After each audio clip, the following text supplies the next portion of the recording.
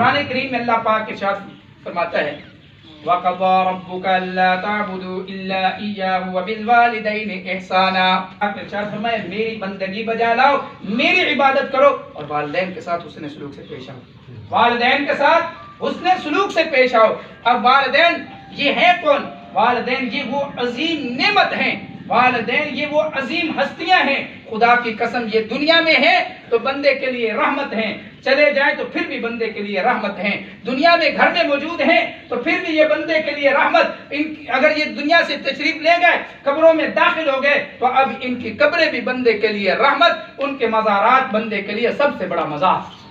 اولاد کے لیے سب سے بڑا جو مزار ہے وہ والدین کی قبر. بچہ جو والدین کی قبر پر جا کر حاضری دیتا ہے، کثرت کے ساتھ زیادہ سے زیادہ جو والدین کی قبر پر جا کر حاضری دے اور والدین کے لیے دعائیں مغفرت کرتا ہے، تو جب یہ مرے گا، جب اس کا انتقال ہوگا، اللہ کی نوری مخلوق، نوری فرشتے جو ہیں اس کی قبر کی زیارت کے لیے آیا کریں گے.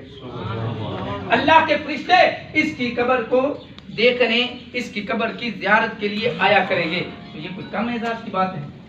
یہ بہت بڑے اعزاز کی بات ہے. یہ بہت بڑے اعزاز کی بات ہے بندے کے لیے کہ بندہ، گناہگار بندہ، وہ قبر میں اترا لیکن اس کا ایک عمل تھا.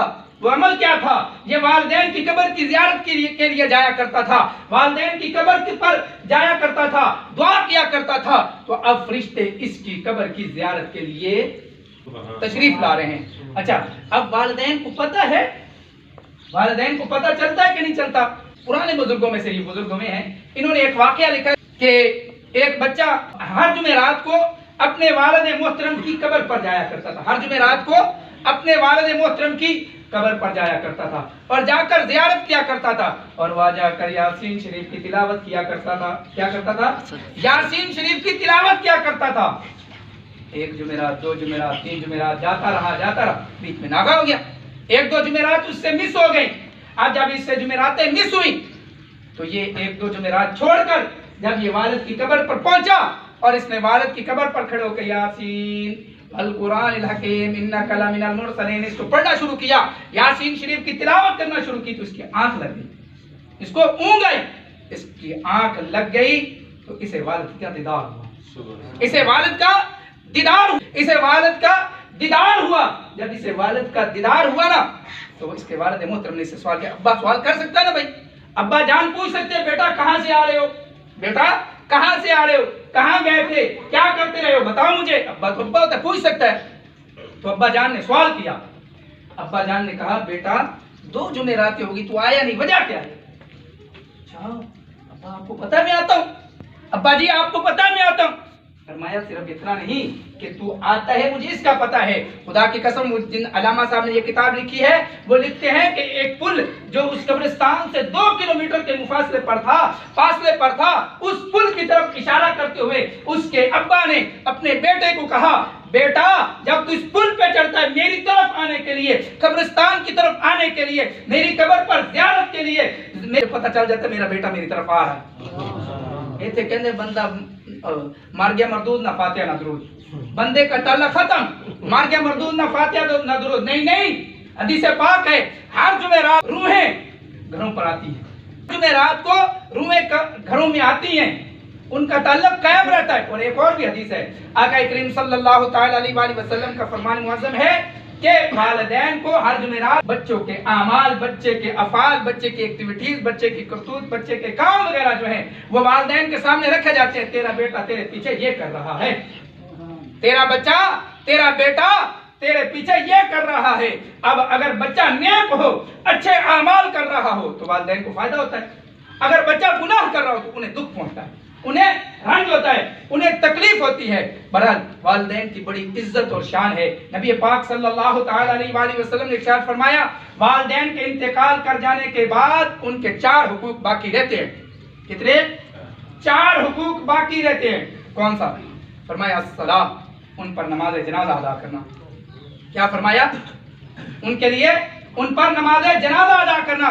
جب وہ انتقال کر جائیں تو ان پر نماز جنازہ ادا کرے. پہلا حق والدین کے انتقال کرنے کے بعد ان کی تدفین وغیرہ کا، جنازے وغیرہ کا اہتمام کرنا، یہ والدین کا پہلا حق مرنے کے بعد. اس کے بعد ان کے لیے استغفار کرے، ان کے لیے دعائے مغفرت کرے. یا رب کریم اللہم رب ارحمہما کما ربیانی صغیرا، یا رب کریم میرے والدین کو بخش دے، یا اللہ ان پر رحم فرما جس طرح بچپن میں یہ مجھ پر انہوں نے رحم کیا، مجھے پالا سنبھالا، میری تربیت کی، پرورش کی. یا رب کریم ان پر رحم فرما. ان کے لیے استغفار کرے، ان کے لیے کیا کرے؟ استغفار کرے. اور اس کے بعد تیسرا حق جو ہے وہ کیا ہے؟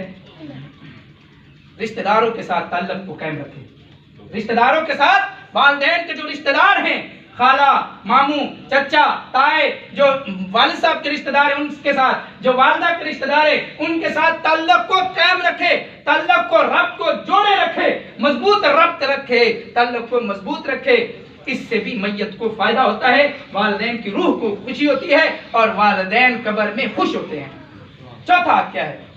چوتھا حق یہ جو انہوں نے وعدے کیے، جو ایسی وہ نیتیں کر گئے، مثال کے طور پر مسجد بناؤں گا، مدرسہ بناؤں گا، یا کوئی اور ایسا اللہ کا حق باقی رہ گیا، حج فرض نہیں کر سکے، اس طرح دیگر جو بھی انہوں نے اللہ کے حقوق باقی رہ گئے ان کی ادائیگی کا انتظام کرے، ان کی ادائیگی کا انتظام کرے. اور جو وہ عہد و پیما کر گئے دنیا میں رہتے ہوئے، جو وہ نیتیں کر گئے، ممکن حد تک ان کو پورا کرنے کی کوشش کرے.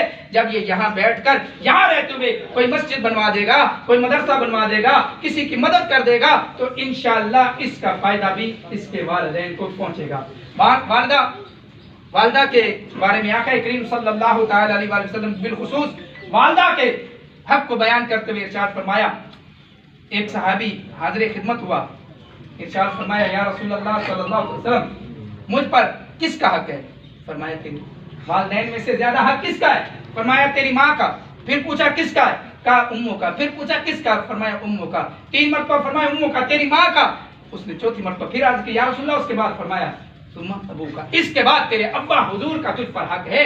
تو سب سے زیادہ حق والدہ محترمہ کا ہے. اور والدہ خدا کی قسم یہ وہ ماں ہے، ماں وہ عظیم رشتہ ہے کہ خود پریشانی برداشت کر لے گی، بچے کو پریشانی نہیں آنے دے گی. والد کی طبیعت بھی یہی ہے، لیکن اللہ پاک نے ماں کا دل زیادہ نرم رکھا ہے. تو ماں کبھی بھی یہ نہیں چاہتی، باپ بھی نہیں چاہتا، لیکن خصوصیت کے ساتھ ماں بچے کو تکلیف میں دیکھنا نہیں چاہتی، کیونکہ وہ بے صبری ہو جاتی ہے. ماں بے صبری ہو جاتی ہے. تو ماں کی عزت اور شان کو بیان کرتے ہوئے آپ نے فرمایا ماں کا 3 گنا زیادہ حق ہے والد سے.